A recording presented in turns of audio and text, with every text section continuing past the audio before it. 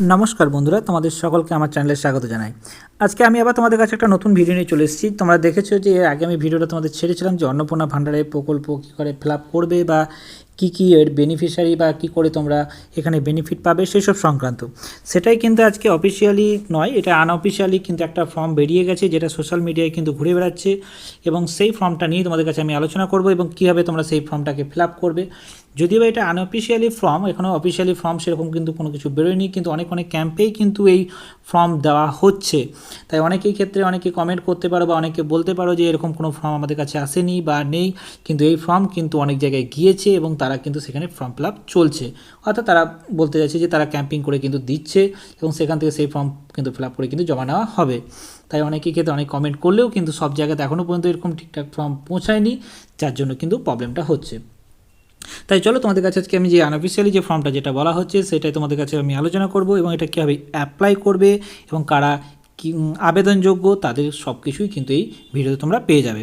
তাই চলো দেরি না করে তোমাদের কাছে ডাইরেক্ট একদম ফর্মটা নিয়ে যাই। এখানে তোমরা দেখতেই পাচ্ছ যে অন্নপূর্ণা ভাণ্ডারে যে লেখাই আছে যে মোদির অন্নপূর্ণা ভাণ্ডার প্রকল্প, সেই এখানেই কিন্তু এই ফর্মটা ঘুরে বেড়াচ্ছে আমাদের সোশ্যাল মিডিয়ায়। এখানে কিন্তু দেখতেই পাচ্ছ যে অর্থনৈতিকভাবে দুর্বল পরিবারের মহিলাদের সহায়তার জন্য কিন্তু এখানে কত ৩,০০০ টাকা করে দেওয়া হবে, যেটা তোমরা আগেও জানিয়ে এসেছো যে অন্নপূর্ণা ভাণ্ডারের জন্য কিন্তু ৩,০০০ টাকা করে দেওয়া হবে। এবং এখানে দেখতেই পাচ্ছ এখানে যখন আবেদন করবে সেই আবেদনের ক্ষেত্রে কিন্তু তোমাদের কী করা হবে না, আবেদন এর যে নাম্বার সেই নাম্বারটা কিন্তু তোমাদের দেওয়া হবে এবং সেখানে তার তারিখ এখানে বসানো হবে।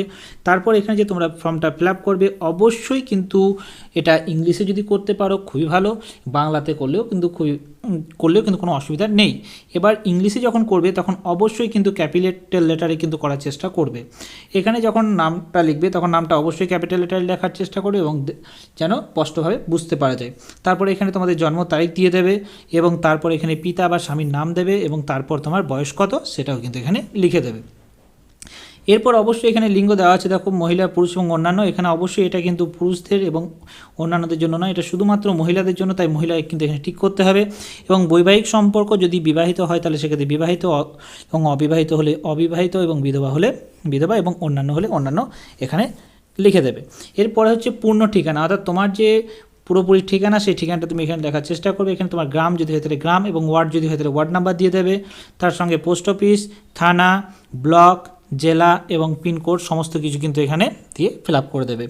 এরপর তোমার কিন্তু মোবাইল নাম্বার, যে মোবাইল নাম্বারটা একটা ভ্যালিড মোবাইল নাম্বার হতে হবে, কারণ পরবর্তী ক্ষেত্রে কোনো কিছু SMS আসতে পারে, তার জন্য কিন্তু তোমাদের ভ্যালিড মোবাইল দেওয়ার চেষ্টা করবে, এবং আধার কার্ডের নাম্বার এখানে দিয়ে দেবে। এগুলো কিন্তু একটু ভালোভাবে কেয়ারফুলি করবে এবং লেখা যেন স্পষ্টভাবে হয় সেটাও কিন্তু একটু নজর রাখবে। এরপর কি পরিবারের সম্পর্কিত তথ্য তোমাকে দিতে হবে, যেখানে তোমার পরিবারের সদস্য সংখ্যা কত সেটা এখানে লিখতে হবে, এবং রেশন কার্ডের নাম্বার, অবভিয়াসলি সবারই কাছে এখন রেশন কার্ড থাকে, সেই রেশন কার্ডের নাম্বার কিন্তু দিতে হবে। এবং এখানে বার্ষিক মোট পারিবারিক আয় এটা কিন্তু একটু ভ্যারি করছে, কারণ এখানে বারবার বলা হচ্ছে যে যাদের পারিবারিক ইনকাম বছরে 2 লাখের কম তারাই কিন্তু এটার জন্য অ্যাপ্লিকেবল। তার জন্য কিন্তু তাদের ক্ষেত্রে এটা কিন্তু একটু ভালো করে দেখে করবে। তবে হ্যাঁ, কেউ কিন্তু ভুলভাল তথ্য দেবে না, কারণ ভুলভাল তথ্য দিলে তার কী হতে পারে বা কী হবে সেটাও কিন্তু পরবর্তী ক্ষেত্রে বলছি। এরপর যদি তোমার কোনো কারণে BPL কার্ড বা অন্তোদয় কার্ড থেকে থাকে তাহলে অবশ্যই লিখবে, যদি না থাকে তাহলে কিছু লেখার দরকার নেই। বসবাসের ধরন, তুমি অর্থাৎ কোথায় থাকো, তুমি নিজস্ব বাড়িতে থাকো না ভাড়া বাড়িতে থাকো না অন্যান্য কোনো কিছু থাকো, তাহলে সেক্ষেত্রে কিন্তু তোমাকে এখানে লিখতে হবে। এবং তুমি যদি কোনো পেশার সঙ্গে যুক্ত থাকো তাহলে হ্যাঁ লিখবে, যদি না থাকো তাহলে না করে দেবে। এবং এখানে সঙ্গে মাসিক আয়টাও কিন্তু দিয়ে দেবে। মাসিক আয়টা ক্যালকুলেশন করে দেখে নেবে যে 2 লাখের কম হচ্ছে না বেশি হচ্ছে, সেটাও কিন্তু একটু দেখে নেবে। এরপর তোমার যে ব্যাংকের ডিটেলস, সেই ব্যাংকের ডিটেলস তোমাকে এখানে দিতে হবে, এবং এখানে ব্যাংকের নাম দেবে, IFSC কোড দিতে হবে, এবং অ্যাকাউন্ট নাম্বার দিতে হবে, এবং ব্যাংকের ধরন সেভিংস, কারেন্ট না অন্য সেসবগুলো দেবে। তবে একটা কথা তোমাদের কাছে রিকোয়েস্ট করব, ব্যাংকের যে অ্যাকাউন্টটা দেবে তখন একটু ভালোভাবে দেখবে যে সেই ব্যাংকে তোমার ট্রানজ্যাকশন করা হয় কি না, বা তোমার সেই অ্যাকাউন্টে আধার লিঙ্ক আছে কি না, অর্থাৎ এইগুলো কিন্তু একটু নজর দেবে। তার কারণ হচ্ছে না হলে কিন্তু তুমি ফর্ম ফিল আপ করবে এবং পরবর্তী ক্ষেত্রে যদি টাকা না ঢোকে তখন কিন্তু তুমি নিজেই প্রবলেমে পড়বে। এরপর আসছে কি প্রয়োজনীয় নথিপত্র, অর্থাৎ তুমি যে ফর্ম ফিল আপ করছো, ফর্ম ফিল আপ করার সময় তুমি কি নথিপত্র দিচ্ছ। এখানে ফার্স্ট হচ্ছে তোমাকে আধার কার্ডের কপি দিতে হবে এবং রেশন কার্ডের কপি দিতে হবে। যদি BPL তুমি যদি হও বা অন্তোদয় কার্ড যুক্ত হও রেশন কার্ড, তাহলে সেক্ষেত্রে তুমি এটা দেবে, না হলে কিন্তু দেওয়ার দরকার নেই। ব্যাংকের পাসবুকের প্রথম পাতার কপি, অর্থাৎ সেটা জেরক্স করে ভালো করে জেরক্স করে দেবে, যেখানে অ্যাকাউন্ট নাম্বার ভালো করে বুঝতে পারা যাবে এবং আইএফসি কোডটা ভালো করে বুঝতে পারা যাবে। এরপর বাসস্থানের ক্ষেত্রে তোমাকে বৈদ্যুতিক বিল বা ভোটার আইডি বা ভাড়া বাড়িতে থাকলে ভাড়া চুক্তি এইসবগুলো দিলেই কিন্তু তোমার হবে। এবং আয়ের প্রমাণপত্র অর্থাৎ ইনকাম সার্টিফিকেট অনেকের ক্ষেত্রে থাকে, অনেকের ক্ষেত্রে থাকে না, তাই ইনকাম সার্টিফিকেট যদি থাকে তাহলে ভালো, না থাকলে কিন্তু তোমার না দিলেও হবে। এবং তার সঙ্গে কিন্তু 1 কপি পাসপোর্ট সাইজের ছবি কিন্তু তোমার এখানে লাগবে। অর্থাৎ যা যা জিনিসগুলো দিচ্ছ সেই সবগুলোর পাশে কিন্তু ঠিক করে দেবে এবং যেদিন তুমি এটা জমা দেবে সেই দিনকার ডেট এবং তোমার স্বাক্ষর অর্থাৎ তোমার সই করে কিন্তু এটা জমা দিয়ে দেবে।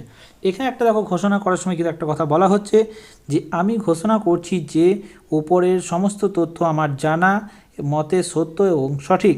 কোনো তথ্য মিথ্যা প্রমাণিত হলে সরকারের নিয়ম অনুযায়ী যে কোনো পদক্ষেপ গ্রহণ করা হতে পারে। অর্থাৎ যতটা চেষ্টা করবে তোমাদের সঠিক তথ্য দেওয়ার, কারণ অনেক ক্ষেত্রে অনেকেই কিন্তু ভুলভাল তথ্য দিয়ে দাও, তাদের ক্ষেত্রেও কিন্তু অনেক সময় তারা টাকা পেতে থাকে বা থাকো, সেক্ষেত্রে কিন্তু প্রবলেম হওয়ার একটা চান্স থাকে। কারণ এবার বুঝতেই পারছো পরিবর্তন হয়েছে, তাই পরিবর্তনের জন্য কিন্তু পরিবর্তন হবেই। তাই একটা কথাই বলবো যে তোমরা সমস্ত কিছু সত্য তথ্য বা তোমার যে সঠিক তথ্য দেওয়ার চেষ্টা করবে। আশা করি অন্নপূর্ণা ভান্ডারে যে প্রকল্পে যে ফর্মটা, সেই ফর্মটা তোমাদেরকে বোঝাতে পেরেছি। এছাড়াও কিন্তু আরেকটা ফর্ম কিন্তু সোশ্যাল মিডিয়ায় ছড়িয়ে বেড়াচ্ছে বা ঘুরে বেড়াচ্ছে, সেই ফর্মটাও কিন্তু অনেকে বলছে যে আমাদের এখানে দিয়েছে, তবে কিন্তু এই ফর্মটাই অনেক জায়গায় দিতে দেখা গিয়েছে। তাই এই ফর্মে কিন্তু আশা করি হওয়ার চান্স একটা থাকবে বা আছে। তাই এই ফর্মটার মতোই যদি নাও হয়, তো এই ফর্মের মতনই কিন্তু সবগুলোই কিন্তু হবে এবং কী হবে না, এই ফর্মে যা যা ইনফরমেশান লাগছে সেই সব ইনফরমেশানই কিন্তু ওখানে থাকবে। যদি বা এর পরে যে ফর্মটা আসতে পারে বা যদি আসে, তাহলে সেক্ষেত্রে কিন্তু একটু জাস্ট লুকটা চেঞ্জ হলেও হতে পারে, কিন্তু তাছাড়া কিন্তু সেরকম কোনো কিছু চেঞ্জ হবে না। আশা করি ভিডিও তোমাদের বোঝাতে পেরেছি। যদি এর বাইরে কোনো কোশ্চেন থাকে তাহলে অবশ্যই তোমরা কমেন্ট করে জানিও। আরেকটা কথা, আয়ুষ্মান প্রকল্পের ব্যাপারে কিছু কথা বলবো, কারণ আয়ুষ্মান প্রকল্প কিন্তু জানো যে তোমরা এটা নিয়ে কিন্তু কালকে অলরেডি কিন্তু একটা মিটিং হয়ে গেছে, অর্থাৎ 9 তারিখে কিন্তু অলরেডি একটা মিটিং হয়ে গেছে। আমি এর আগেও ভিডিও ছেড়েছিলাম, তাতে কিছুজন কমেন্ট করেছে যে এটা এখনও পর্যন্ত চালু হয়নি বা এইসব সম্পর্কে তুমি ভুল তথ্য ছড়াচ্ছ। আমি একদমই বারবার বলবো এটা কোনো ভুল তথ্য নয়। আপনারা নিজস্ব ওয়েবসাইট, যেখানে যে নিজস্ব ওয়েবসাইট আছে সেখানে আয়ুষ্মানের বলে তোমরা সার্চ করতে পারো নোটিশে, বা তোমরা যে কোনো গুগলে সার্চ করে সেখানে দেখতে পারো যে আয়ুষ্মান কার্ড সম্পর্কে কি কি আছে না আছে। অর্থাৎ সেখানে ক্লিক করলেই কিন্তু তোমার অ্যাপ্লাই করতে পারবে, কিন্তু শুধুমাত্র ওয়েস্ট বেঙ্গল এখনও পর্যন্ত সেটা কি অ্যাপ্রুভ করেনি, তবে খুব শীঘ্রই কিন্তু সেটা অ্যাপ্রুভ করে দেবে। অন্যান্য স্টেটের ক্ষেত্রে যেমনভাবে তোমরা অ্যাপ্লাই করে এসছো, এইভাবে করেছে যারা করে এসছে, বা পাশের রাজ্যেই তোমরা দেখতে পারো ঝাড়খণ্ডে কিন্তু এটা হয়ে এসছে, আমাদের বেঙ্গলেও কিন্তু সেই একইভাবে কিন্তু ফর্ম ফিল আপ হবে। তাই ওখানকার প্রসেস কিন্তু এখানকার প্রসেস কিন্তু কোনো আলাদা হবে না, কারণ পুরোটাই কিন্তু একটাই জিনিস বা একটাই ওয়েবসাইটের মাধ্যমে হবে। তাই আমি যতটা যেভাবে করার প্রসেস সেভাবেই কিন্তু আমি তোমাদের কাছে তুলে ধরেছি। তার বাদ দিয়েও যদি কোনো কিছু কোয়ারিজ থাকে তাহলে অবশ্যই সেই ভিডিওতে গিয়ে তোমরা কিন্তু কমেন্ট করতে পারো, আমি তোমাদেরকে অ্যান্সার দেওয়ার চেষ্টা করব। আশা করি ভিডিওটা তোমাদের ভালো লেগে থাকবে। যদি ভালো লেগে থাকে তাহলে অবশ্যই লাইক, শেয়ার, কমেন্ট করে দিও এবং সঙ্গে সাবস্ক্রাইব করে দিও। Thank you.